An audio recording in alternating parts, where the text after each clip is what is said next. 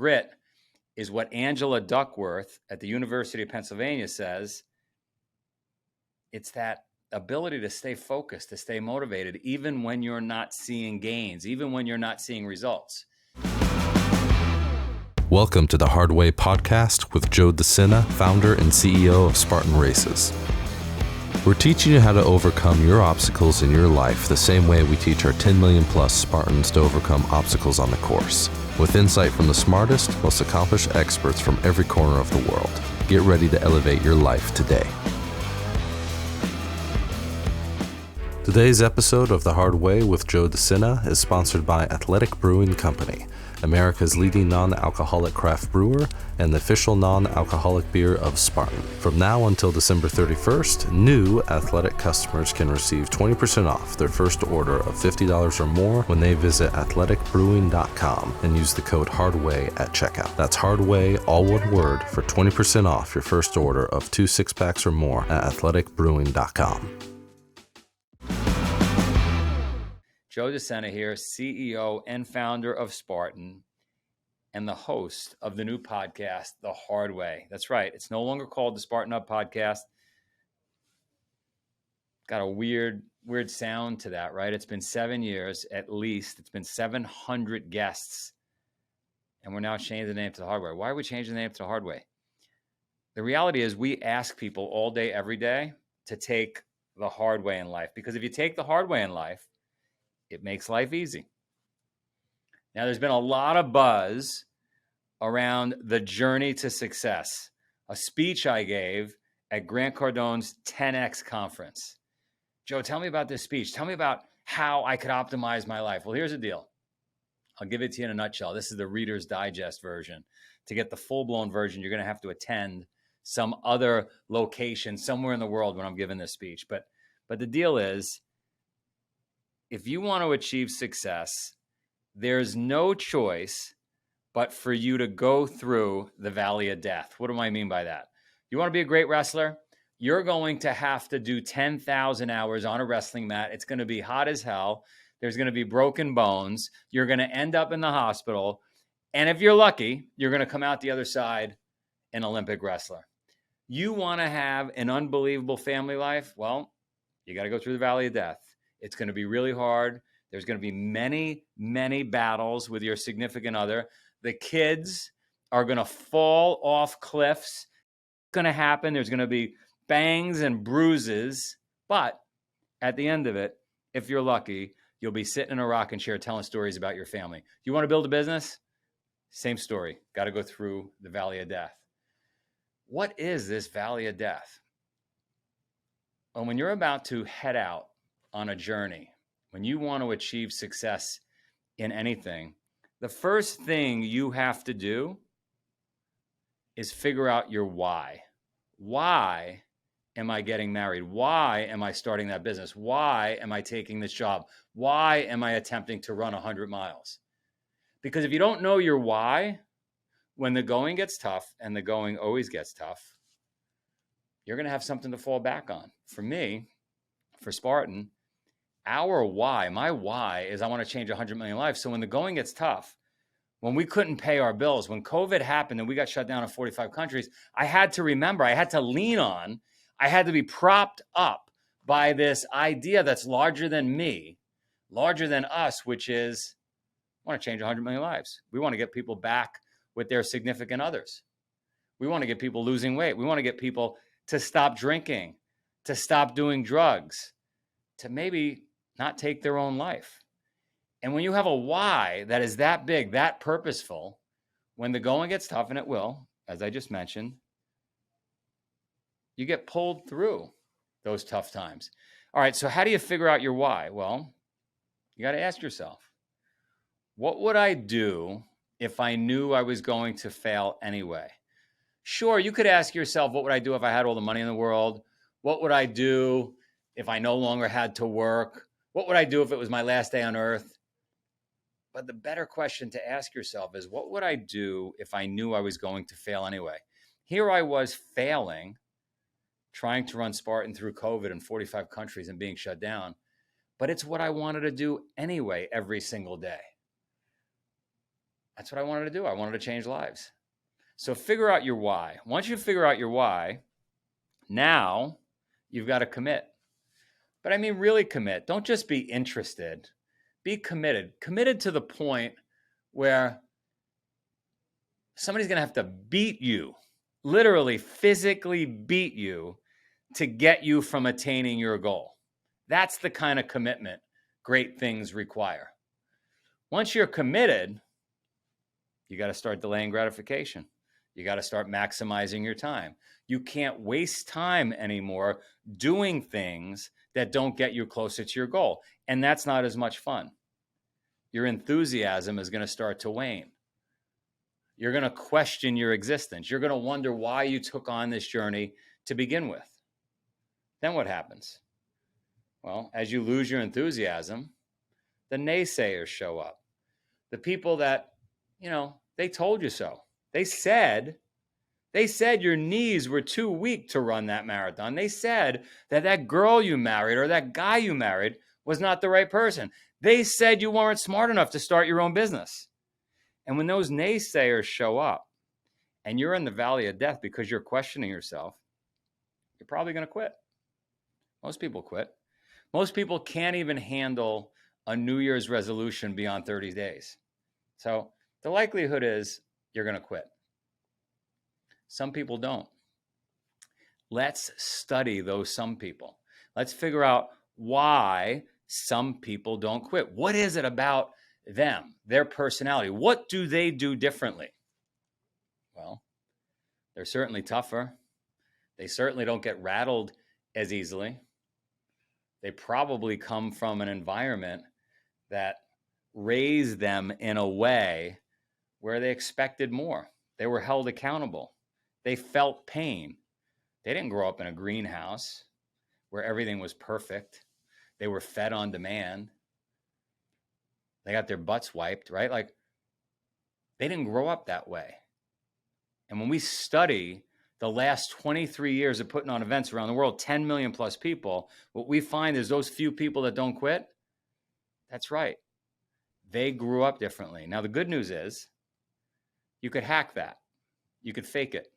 You could practice adversity every day, which is what we propose at Spartan. We propose that you do the hard thing. You take the hard way, because if you practice that every day, the same way some people practice math, some people practice another language, some people practice cooking. If you practice the hard way, well, when the going gets tough and you're in that valley of death and those naysayers are piling on, you've practiced living there. You can get through. You can push through to the other side. So now you start to come out of the valley of death and you're clawing your way to what you perceive to be the finish line. And guess what happens? You hit a false horizon. You think you're at the end, that you deserve a medal, that you made it. But you're not even close. You're only 70% of the way there. And the last 30% is when the wheels fall off. So, Joe, how do I get through the last 30%? Well, you've got to have a community around you.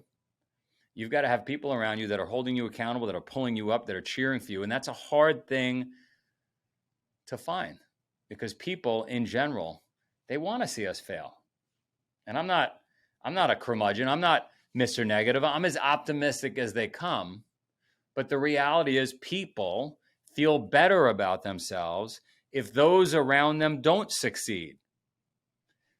You have to find a community that wants you to succeed, that pulls you rather than holding you back. That helps you get another 10% of the way there. So now you're only 20% away from being there.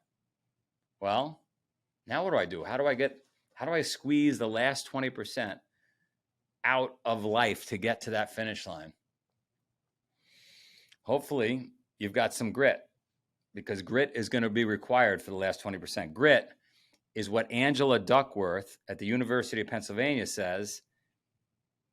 It's that ability to stay focused, to stay motivated, even when you're not seeing gains, even when you're not seeing results. And that last 20%, believe me, I've been there. I've run enough 100-mile runs. I've done enough crazy things. I've built enough businesses where that last 20%, It might as well be 120%. It is hard. But if you've got grit, if you literally grind your teeth, if you're the kind of person that's saying to themselves when the going gets tough, you're going to have to kill me to stop me. I'm that committed. I've delayed enough gratification that I'm not stopping. I've been through the valley of death. I didn't listen to the naysayers. I grew up differently. I practiced adversity. It is the culmination of the way you lived. And now you've got 10%. You've got 10% to go. Now, the reality is, with 10% to go, you've suffered for 90%. You trained yourself to get there. You could do this just by putting one foot in front of the other, just by hanging in there, just by not stopping. But the brain will give you more than that. Biology will give you more than that. Biology will give you something called future memory.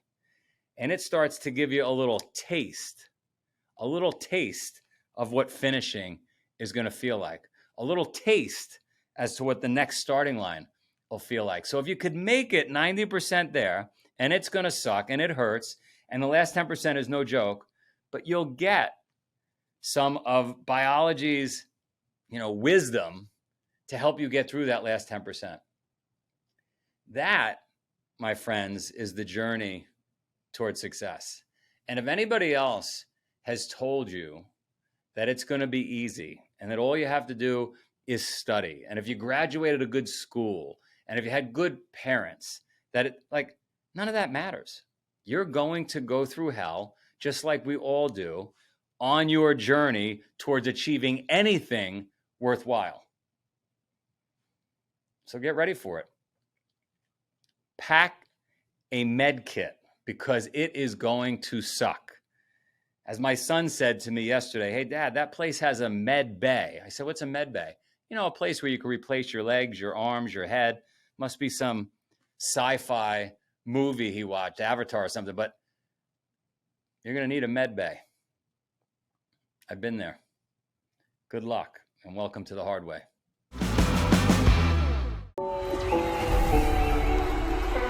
What's up, everybody? This is crazy, by the way. I've given hundreds of speeches, but this is wild. Listen up. So I'm going to give you my story. I'm going to tell you where I'm from, how I got here, how Spartan started. That's a big question I get asked all the time. Why did you start this thing? How did it come to be? I'm also going to tell you that everybody in this room is a Spartan. Everybody in this room has tremendous resiliency, could push so much further than you think you can. We're all born with it, but then we learn helplessness. We get coddled, we get held back, we get told we can't do stuff. It's too hard. We're used to air conditioning, hot showers. All that stuff wraps around us and holds us back from our true potential. So I'm going to walk you through how to be a Spartan, how to unlock that potential. And I'm going to walk you through this journey that I've worked on for 40 years. And the journey is the same whether you're getting married, whether you're raising children, whether you're running 100 miles, whether you're building a business, as I'm sure many folks here are building businesses. We go through the same exact journey. The pit stops are the same, the challenges are the same. The principles required to get you through are all the same. I know because I have a family. I'm going through, marriage and raising kids. I've ran hundreds of miles and dealt with all that. I built a bunch of businesses, so I know all those things that are worthwhile are exactly the same. And so if you guys can imprint this thing I'm going to walk you through today, this journey, if you could imprint it in your brain, take a picture of it, write it down, take notes, I promise you the next time you're going through that tough moment, it's going to help you through. It's helped me through because COVID nearly bankrupted us. I mean, we are still fighting our way out of COVID. We were doing a couple of $100 million before the pandemic. We got knocked on our asses. We went down to $9 million because we couldn't put on events. We were shut down in 45 countries. And essentially, we should have been out of business. But we fought through. And these principles, because I know this map, which I want to share with you, these principles are going to help. They help me, and they're going to help you. All right. Before we get into that, let me give you a quick background. Who am I? Queens, New York. Anybody see the movie Goodfellas? Raise your hand. Yes? Goodfellas, yes. Queens? Nice. So I grew up ground zero for Goodfellas, if you saw the movie. Bunch of crazy people. But the bagels were being buttered early in the morning. The coffee was being brewed. The trucks were being started. A lot of hustlers in the neighborhood. My neighbor was the head of the Banana organized crime family. Just around the corner was the guy who killed Castellano at Sparks. So it was a crazy, crazy place. My mom, her mother had cancer. This is early 1970s. And she wants to find a different way. She wants to figure out how to save her mom's life. So she walks into a health food store, probably the only health food store in all of New York, or probably the whole Eastern Seaboard at that point in time. She walks in, there's a yogi that's just flew into Kennedy Airport that's in the health food store. She sits down and starts talking to him, and he says, listen, you should give up the raviolis, give up the cannolis, stop smoking cigarettes. If you want your mother to get healthy, you have to take on a different lifestyle. You gotta go vegan, whether you guys believe in that or not. He convinced her to become a vegan. He convinced her to start meditating. He convinced her to do yoga. This was 40 years before any of you in this room heard about Whole Foods or yoga journals or cold showers. She was being told this in the early 70s. So anyway, she buys into it. This yogi then puts on a 3,100-mile foot race in Queens, New York. It still exists today. It's called the Transcendence Run. It's a run around a 1-mile loop. So not only did she get introduced to all these health and wellness practices, she got introduced to this crazy idea that the mind and the human spirit is so much more powerful than we give it credit for. And I was a little kid, and I'm seeing people do this 3,100-mile run. So it really stuck with me. Anyway, I don't want any part of that. It's too crunchy. There's monks in my living room now. They're burning incense. It's wacky. I can't explain it to my Italian friends why there's all this craziness going on. And so I want to go back with my dad. I want to be back, in the neighborhood. My mom moves to Ithaca, New York, which was more forgiving. It was more hippie-ish. Cornell University, Ithaca University, lots of professors. She moves to Ithaca.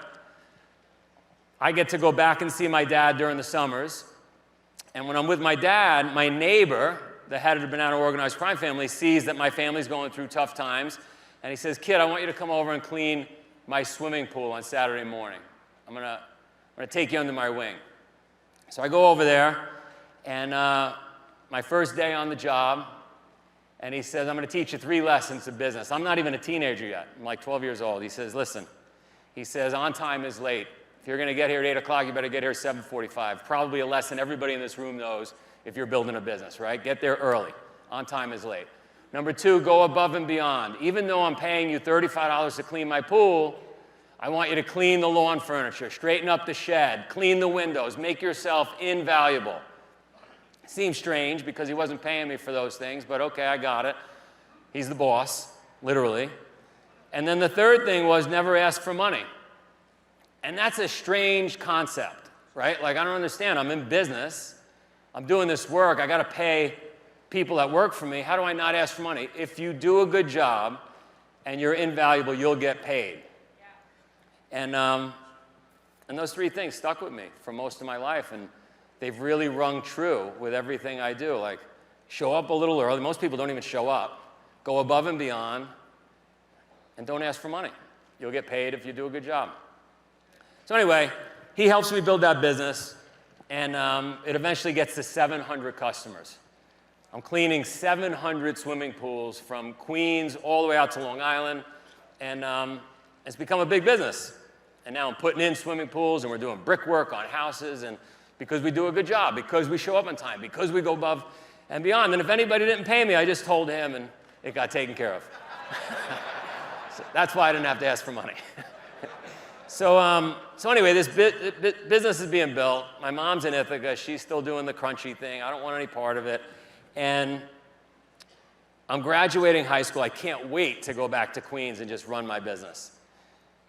And I'm learning a lot with all these households that I go in and out of. I'm seeing what families operate at a high-performing level, what families screw up, what pitfalls I can avoid in life. I got a purview into 700 households. Can't wait to get back. And my friend says to me in Ithaca, as we're graduating high school, he says, listen, why don't we go to Cornell? And I said, how the hell would we go to Cornell? Like, my grades aren't that good. We haven't even applied. He said, listen, he said, my dad is a professor at Cornell. He'll get us in. That made a lot of sense to me because my neighborhood, you had a guy. Everybody had a guy. And so, all right, we got a guy at Cornell. He's going to get us in. And we both got interviews, and it was going to be a shoo-in because we had a guy. And my dad was so proud his son was getting interviewed, at Cornell University. I wasn't even, no chance I was getting in the school, but that was enough for him to tell everybody I was going to an Ivy League, to an interview. And Mom was excited anyway. We both got interviewed, and neither of us were accepted. Neither of us got in. And so I was back on my dream. I was going to go run my business. And he said, hang on. He said, my dad said we could go extramural. We could take classes at university. Most universities allow this. We probably don't know this in the room, but you could take 3 classes at most universities, even at Harvard. And it doesn't count towards anything unless you become a matriculated student. But if we do really well, Joe, we could reapply next semester and we can get in. So that was intriguing. So I said, okay, I could do that. I'll go to St. John's University during the summer in Queens. I'll tune up. I'll learn how to study. And then when we go to Cornell, I won't be behind on the number of credits, and that'll be great. And my friend John said, and this was my first test when I run you through the journey I want to run you through later. This was my first experience with delayed gratification. My friend John said, F that. He said, I'm going to go party in Vegas. Literally, I'm going to party in Vegas all summer. Why would I buckle down now? Because we're going to have to get serious in September. So we diverted. I went and ran my business. I went to St. John's. We both met up back in September. We both buckled down. We both did well. We both reapplied to school. Neither of us got in. So I was pretty broken, like I did all this work. I had never studied that hard in my life. I went to St. John's. I did all this stuff. And he tapped out. He said, I'm going to Vegas. I'm going to go to UNLV. I had so much fun this summer. So he went to UNLV.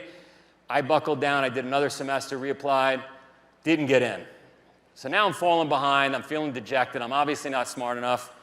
I do another semester. Don't get in. So I'm 3.5 semesters in because I did that summer at St. John's, and I'm tapping out. I'm done, as most of us want to do when we're running businesses or building families or whatever it is, when everything's going wrong. I mean, that was a 1.5 years of my life. I was done. My mom, who has no connections, who hangs out with yogis every day, says, go meet this Professor Anita Racine. She's one of my yoga students. She wants to talk to you. Because my mom doesn't want her son to leave. I'm about to go to New York, and I'm out of the house for good. So I go meet Professor Anita, and she sits me down, and she looks at my transcripts, and she says, wow, you've got pretty good grades. She says, do you like textiles?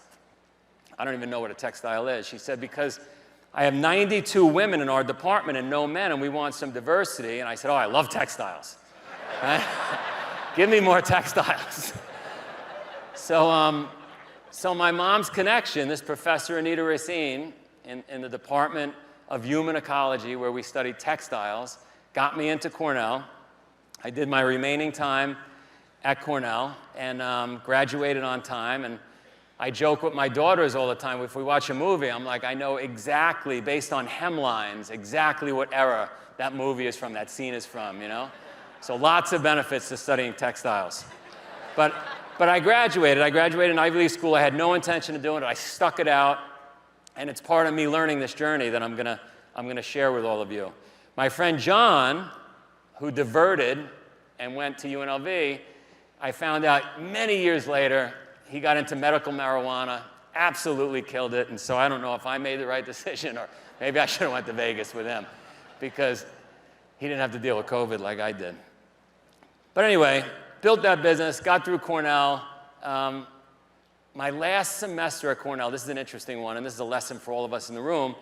I met an older Italian guy, Al Capucci. And Al said, what are you doing when you graduate? And I said, I'm going back to the neighborhood to run my business. And he said, you're an idiot. And I said, why? He said, because you've got a hustle about you, you grind, you should go to Wall Street. And I didn't really know anything about Wall Street. I knew the '87 crash was tough on people. I assumed there was no more money to make there. I had my business in Queens. You got to go to Wall Street. I went back to Queens. I didn't listen to him. I ran my business, continued to grow. And every month, without fail, every month for 40 plus months, this guy called me and said, you got to go to Wall Street. You got to go to Wall Street. Al, please leave me alone. I'm not going to Wall Street. I'm doing really well. I got a girlfriend. I'm going to get married. This is going to be great. And then on the 40th month, he called and he said, listen, I want you to buy a stock. I didn't have an account. I didn't know anything about stocks. He said, I want you to buy this stock, Syntex. It was a drug company. And that day, I was going to pick up a check from a customer that owed me, whatever, $150,000, $200,000 for a big construction job we had done. And he was a pharmacist. His name was Eli Novak. So I went to go pick up my check from Mr. Novak, and I said, hey, I got a crazy question for you. I said, my friend's trying to get me to buy this stock, Syntex. It's a drug company. You're a pharmacist. And he was towel drying his hair. He had just come out of the shower, and he said, oh, my God, I can't believe you're asking me. I'm going to buy some of that today.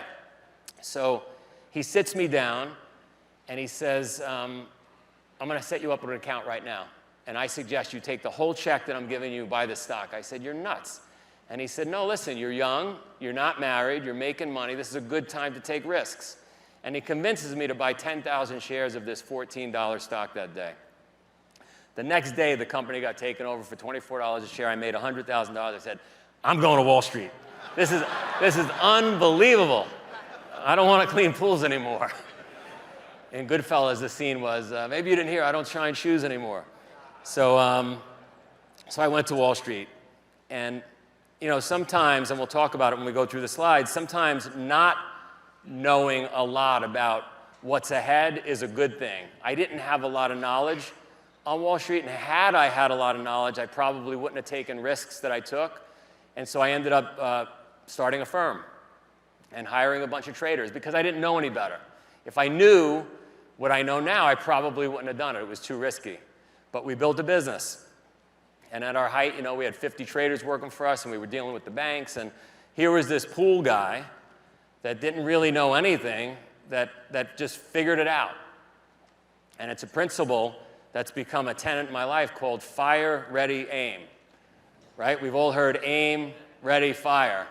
But I found for me in my life, in the world we live in, fire first, get ready, and then aim. Build the plane while you're taking off. Thanks. So anyway, I'm building that business on Wall Street. I'm eating a lot because I found that the more dinners I did with clients and potential clients, the more business I did. It turns out my neighbor had a table at a restaurant you may have heard of called Rayo's. Very hard ticket to get in New York. And the boss had a table, and so I was able to use that table to help build our business, and became quite a sizable business. But I was gaining weight. I wasn't feeling very good. And one day I started thinking about all those principles, all those things my mother talked about, right? The yoga, the meditation, the running. And so I started to embark on that journey while I was on Wall Street, completely stressed out. And I felt good. And the more yoga I did, and the more running I did, and the more salads I ate, the better I felt. And the more of a high performer I was in my business.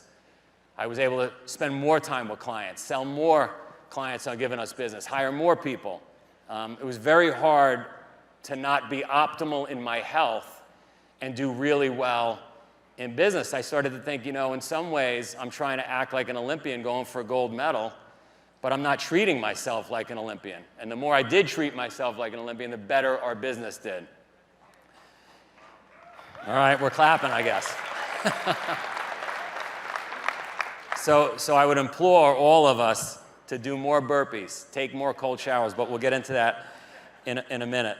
So anyway, I built that business. I started to get into these crazy races. I don't know if you remember the Eco Challenge, or they were called adventure races, which were usually 350 to 500 mile long races. They were kayak, bike, and run. And the crazier they were, the more interested I was in them. I did them all over the world. And here's something that you should definitely take home and apply to your business. By accident, what I found was when I took new clients or existing clients and did these crazy things with them. And not all of them were going to do 350-mile long races. But if we did a hot yoga class together, if we ran 10 miles together, if we did anything hard together with these prospective clients and existing clients, our business tripled. It was like going to war with somebody. I started to build relationships that were unbreakable by doing these things. So not only was I getting healthier, not only was I having a blast doing these crazy things, I was actually growing the business. So look, you could go play golf with somebody, you can go drinking with somebody, you could have a lunch with somebody, but if you go do a hot yoga class with them, or you do one of our crazy races, or any, 5K, anything, I promise you, you'll do more business. You'll build a relationship for life with that customer.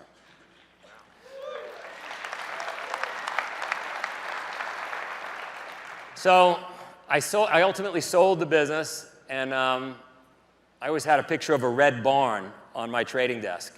And my dream was I didn't want to make $1 billion. I just wanted to make enough money to not have the stresses that a lot of families have, the stresses that I saw in those 700 households I described earlier. And my dream was to find a woman that would be willing to marry me and find a farm and then raise some kids and cows and chickens and dogs. And so I did that. Sold the business, found a farm in Vermont, Pittsfield, Vermont, right outside of Killington. It was very inexpensive. It came with a covered bridge, some horses, a mountain, and it was like 400 grand. It was absolutely awesome. And so we moved there, met my wife, we moved there, and we started having some kids. And while we were there, I thought, I could put on races. These races that I was competing in and doing all over the world that were changing lives, that I had so much fun doing, we could put on crazy races here on the farm. And so Spartan was born. And it was very hard to get people to the first few races. Like, I'm sure you're all thinking in this room, this guy's nuts, I don't know if I would ever do one, or maybe a few of you have. But in the early days, back in 2000, I had to lie to people. I had to say, listen, come up to the farm, we're having a barbecue. They didn't know they were the ones being barbecued. Why are we getting up at 5 a.m. for a barbecue? Well, we got to carry the barbecue to the top of the mountain. True story. So I would just torture people, but I couldn't make it work as a business. Like, I couldn't get people to come out. And then after 10 years, from 2000 to 2010, of losing money, of lying to people, of trying to get people to do this stuff at scale, in 2010, I changed the name to Spartan. I changed the format to a military-style obstacle race, and somehow it exploded. And 700 people came out, which was more people than I had in the entire 10 years before it. And yeah. You guys are awesome. You clap right on cue. I love this. So we had 700 people, then 1,400 people, then 3,000 people, and then before you know it, we were in 45 countries, 1.5 million people a year.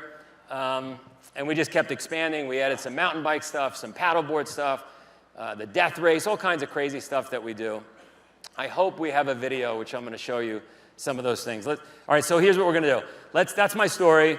Now we're going to get into this, this idea that we're all going on a difficult journey, especially if you're building a business, if you're in the thick of it, and how do you navigate that?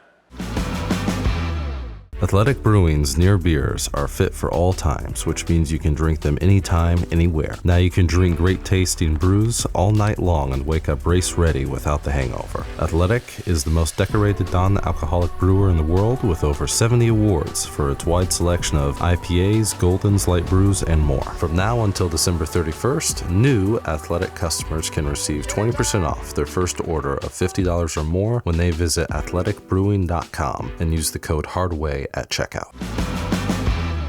As I said earlier, look, in today's society, in today's world, what we're going through, grit is no longer a luxury, it's an option. When you think about it, for most of our existence on the planet, we've typically had the ability to have a physical response to stress. A lion comes after us, we run. Today, we don't have that physical response. We're just constantly being stressed. We get bad news. We're dealing with text, whatever it is, but we don't have a physical response. That's incredibly unhealthy. So it's important that we build some grit. How do we do it? Look, times have changed. This is the greatest slide ever. You got to snap a picture of this. You got to remember this. We used to have a tremendous tolerance for pain, right? We just wanted the sun to come up. We just wanted to not get eaten by that lion, right? We had very low expectations. Today, we have massive expectations. There better be Wi-Fi on the plane. The coffee better be the right temperature. There better be hot water in the shower. I can't believe this hotel room we got. This is too small. Tremendous expectations and a low tolerance for pain. And that makes for a person that's not very gritty. That makes for a person that's not fun to be around. And that makes for like a messy community. We fight with each other. Like everybody asks me, like, how was the flight? And my answer is, it landed. It landed. Like, I mean, it could, right? It could have not landed. So this is a really important slide. We're gonna see it again. All right, so the Spartan way, these are the principles. This is the journey you're all going on, whether you know it or not, in your lives right now. First principle we need to know on these journeys is, what's our true north? What is our why? Right? What's our purpose in life? For me, growing up at that young age I described earlier, in the early days, I just wanted to be tough. My why was, am I tough enough to hang with these people that are doing 25 years in jail, because this is the life I know, this is what I live around. The next decade of my life was, I want to make money. My purpose was on Wall Street, I just want to make money. I want to be able to put some money in the bank and not have to work so hard and not have stresses with my family. But my why now that I found is, I want to change 100 million lives. I want to get 100 million people healthy, right? It's a ridiculous stretch goal. How the f am I going to do 100 million people? But you should do that, right? Because then what it does for me, whenever I'm thinking about quitting, whenever I'm like, I don't feel like doing this, tough time making payroll, wait a minute. The mission, the why, my purpose to change 100 million lives, that's why I'm doing this. So the why will pull you through life. It's hard to do, hard to figure out your why. So what I would suggest you guys do, you could say, what would I do if I had all the money in the world? Great question to ask yourself. What would I do if today was my last day on earth? Another great question. But the best question, in my opinion, is, what would I do if I knew I was going to fail anyway? Like if you just sucked at tennis, but you wanted to do it every day, tennis is probably your thing, right? So you got to figure out, even if you're not great at it, even if you fail at it, if you still absolutely love it, you got to figure out a way to play in that space. Because anything worth doing, it's hard, and you're going to fail. Just like I'm failing now in our business coming out of COVID. But I love it, and I have this why, and so it pulls me through. So number one, figure out your why, figure out your true north. It's going to make your life a hell of a lot easier. Next, commit. Fire, ready, aim. We talked about it before, right? And commitment has different levels. The more time you put into something, the more time you invest in it, go in public with it.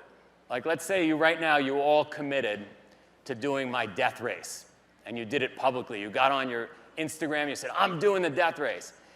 It's hard to back out of that because you'd feel ashamed, right? You went public with it.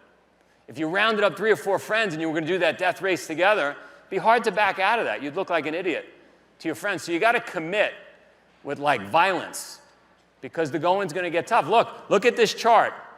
You're at peak excitement when you commit. You meet that wonderful woman or that wonderful man, and you're committed to getting married. That's as exciting as it's going to be. It goes downhill from there.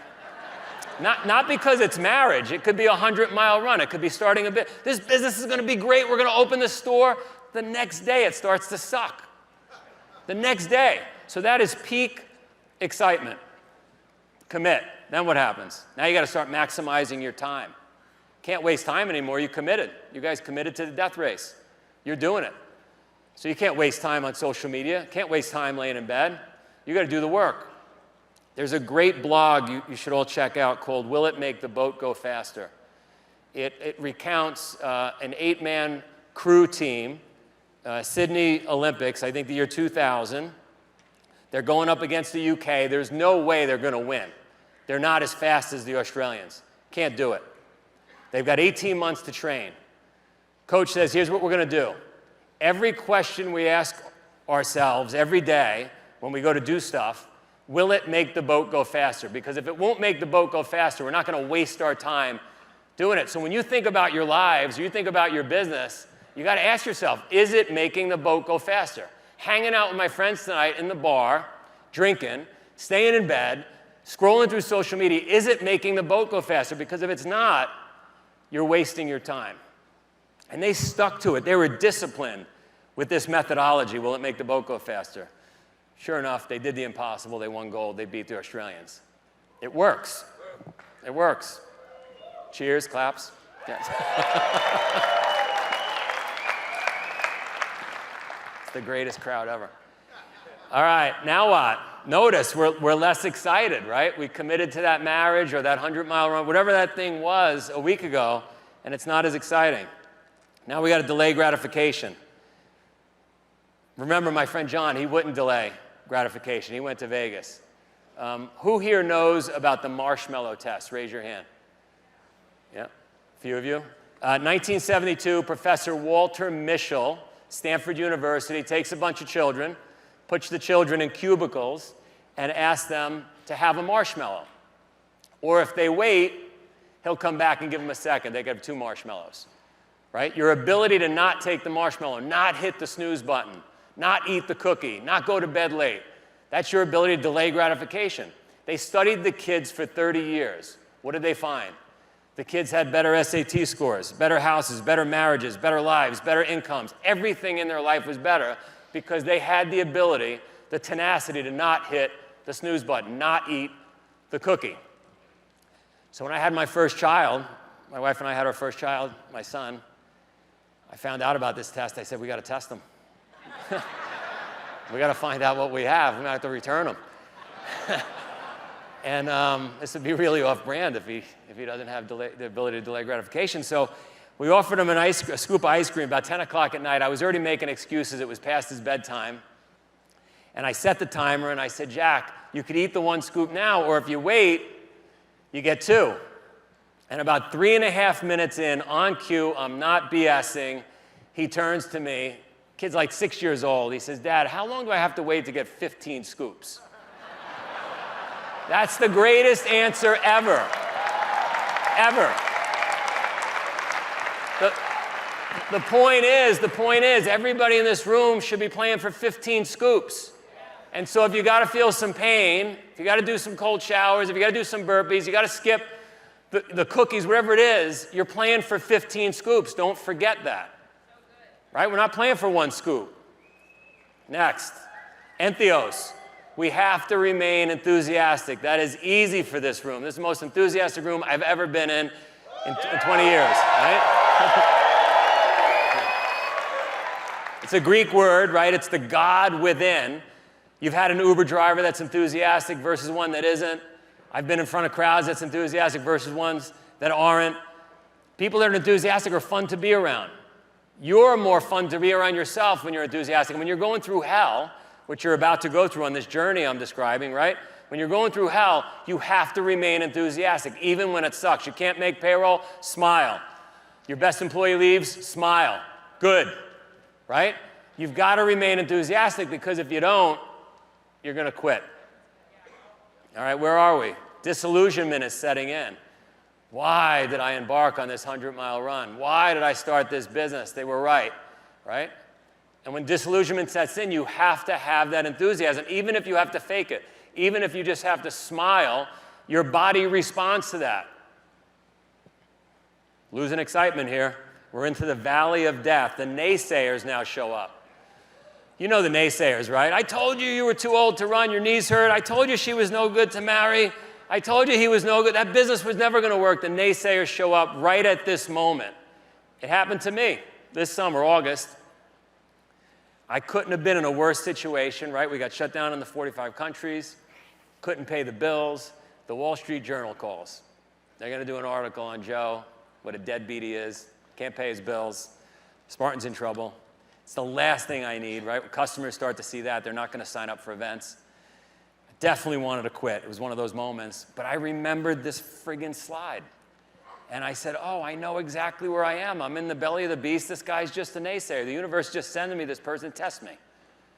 So I took the call. I did the interview, and I muscled through it.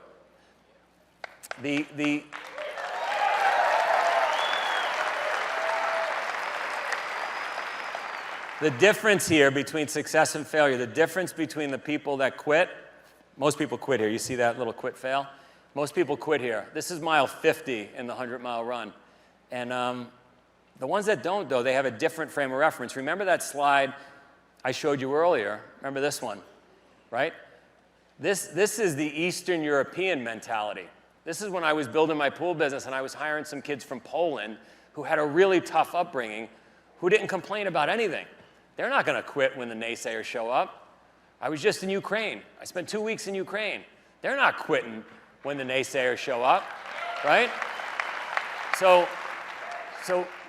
I'm just saying it's really, really important that you have the right frame of reference, the right mentality, the right attitude in life, because these moments, these valleys of death are going to happen to you. And if you don't have the right attitude, if you don't have the right mind, that Eastern European mindset, that Queen's mindset, right? Queen's years ago.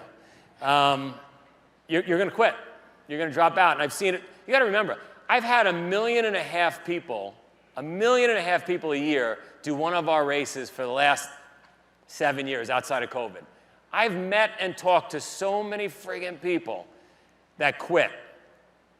They quit the race, they quit themselves, they quit their partner, and they quit right here. They quit in those moments. So how do you get out? Did you embrace adversity? Did you do the hard things? Did you practice it? We call it purposeful suffering. A lot of people say to me, Joe, why would I do these hard things in life? Why do I have to run in the mud? Why do I have to take cold showers? Why do I have to do burpees?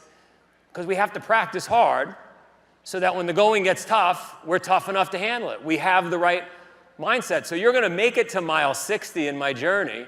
You're going to make it out if you've been practicing adversity, you've been practicing doing hard. I have a friend of mine who's extremely successful, like ridiculous amounts of money, and he's Indian, and he says, Joe, I believe in no pain, no pain. And that's not no pain. You're supposed to laugh when I say that. No pain, no pain. And I would propose for this room, no pain, no gain. Now, if this was the 1700s, I'd be saying to everybody here, we need more penicillin, we need more couches, we need more comforting, more Netflix. But it's not the 1700s. Our lives are too easy, so we have to practice adversity. Look, this is what I'm proposing. Look at this chart. The green circle is where we live, and that green circle shrinks with each generation. Life gets a little softer, a little easier. As parents, we don't let our kids even go outside anymore, right? They stare at screens. They don't play football and get in fights outside like they used to. So every generation says, oh, the future generation, they're soft. But that circle keeps shrinking, and what I'm suggesting is you should stretch yourself. You should live out in that red circle. Push yourself outside the boundaries. If it's uncomfortable for me to walk out here on this stage where all of you, that's uncomfortable for me. But I know the slide, and I'm like, I got to stretch myself. I got to do hard things all the time. I have a policy. If I don't want to do it, I have to do it. All right?